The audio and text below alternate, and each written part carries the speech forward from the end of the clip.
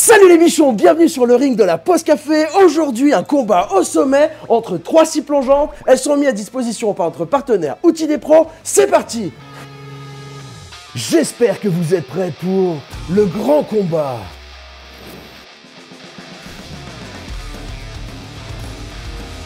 Ah, la Festool attaque très fort avec ses 1500 watts et son moteur brushless. À la pesée, c'est la Mafell qui l'emporte avec seulement 4,5 kg. C'est la Festool qui montre les dents avec un diamètre de 168 mm. C'est pas sur l'angle d'inclinaison que le match va se faire, comme vous pouvez voir c'est très serré. Même chose pour la coupe à 45, sauf que là la Bosch en sort un peu mieux que la Mafell. Comme vous voyez les bichons, on s'apprête à voir de l'exceptionnel, un match qui va être serré. Round 1.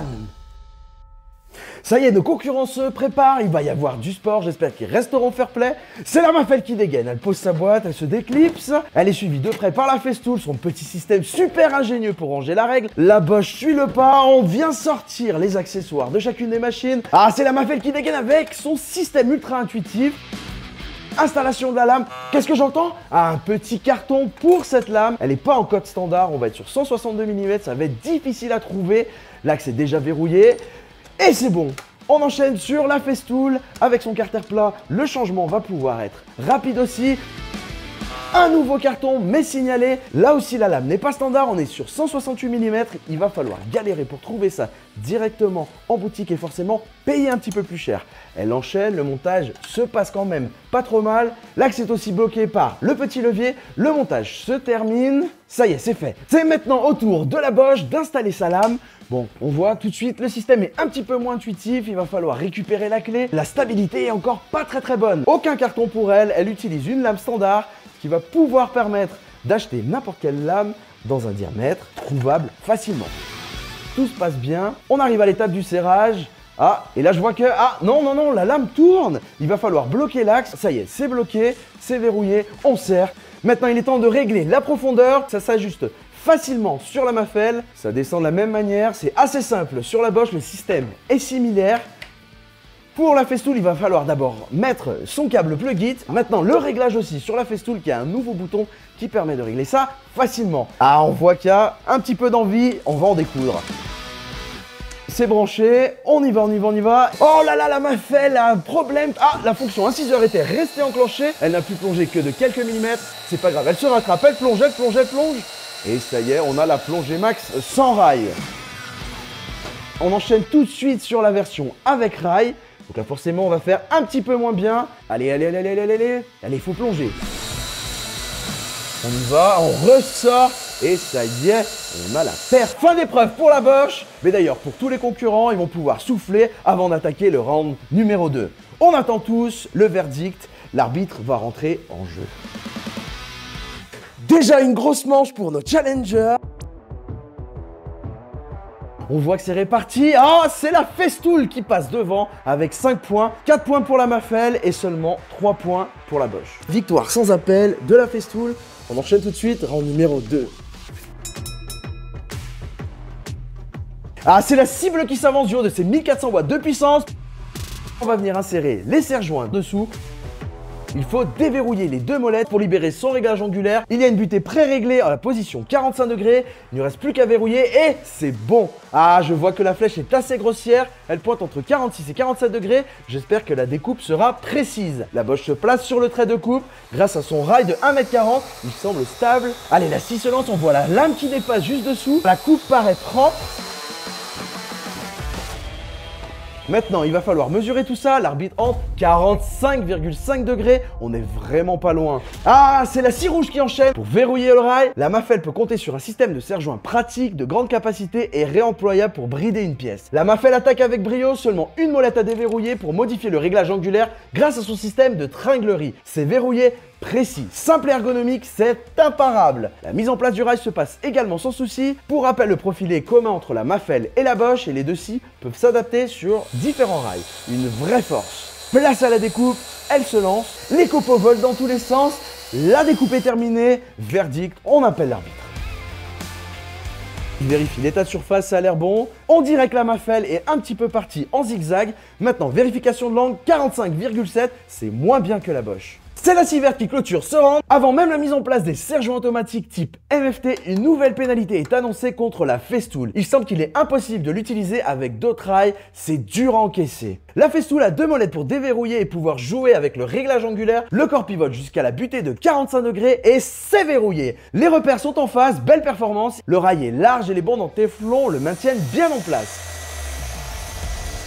Les copeaux volent, je vois qu'il y a une trace d'échauffement sur sa découpe, elle paraît quand même confiant et sort du ring. C'est l'arrivée de l'arbitre, on va confirmer ce résultat-là.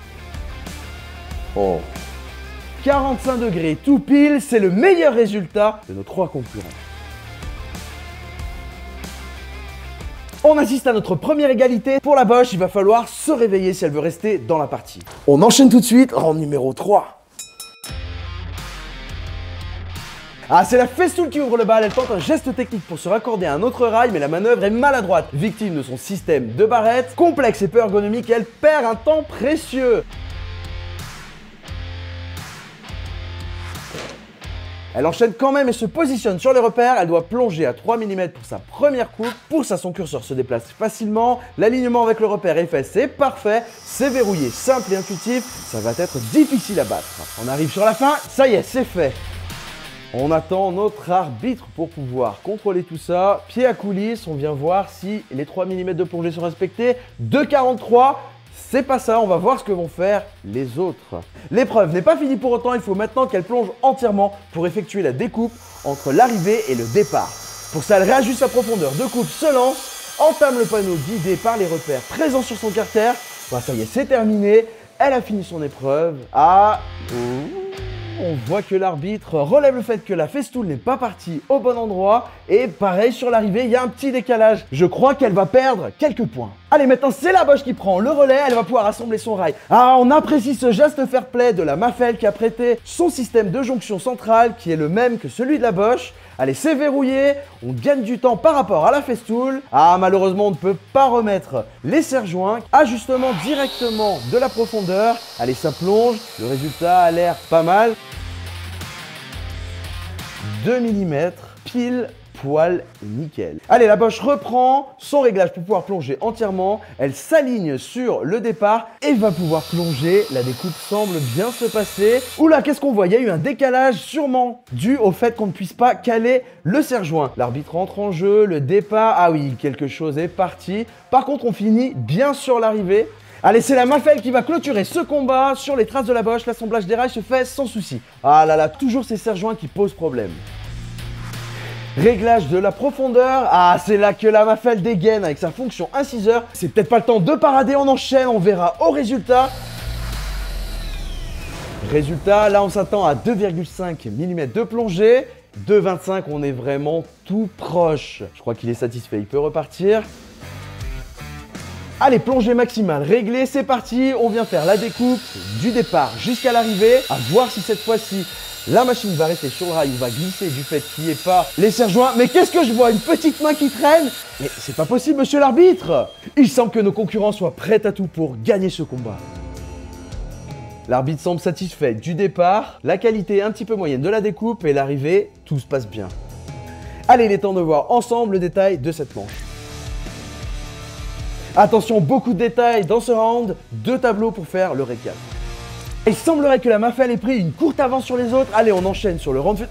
Mais c'est énorme ce que nous fait la festool, c'est pas très fair play. Mais non, elle voulait juste mettre en avant sa fonction anti-kickback. Elle se félicite de tout ça. Franchement, c'est pas fair play du tout. Et elle remporte 2 points supplémentaires. Ce match est vraiment plein de rebondissements. Allez, on enchaîne sur le dernier round, le prix, le round numéro 4.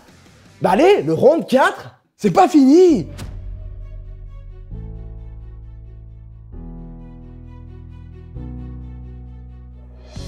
Allez, timidement, la festool se présente, mais avec son positionnement haut de gamme et son arrivée récente sur le marché, elle est consciente qu'elle ne pourra pas rivaliser avec ses concurrentes et chute du haut de ses 761,12 €. C'est à ce moment-là que la Mafell s'avance avec son prix intermédiaire de 592,11 €. C'est une très belle opportunité pour l'outsider Bosch de revenir dans la course avec son prix de vente plus accessible de 504 €.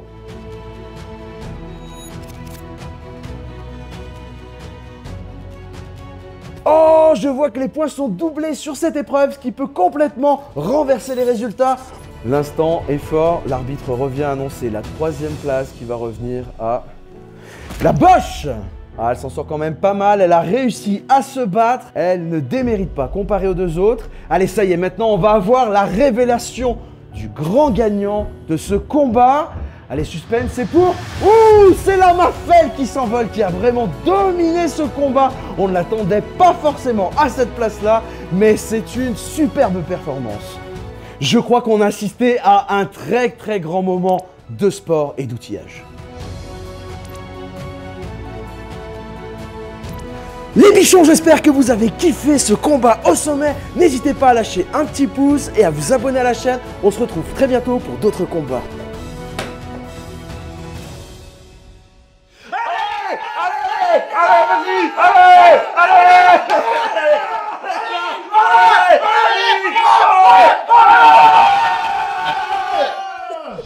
Allez,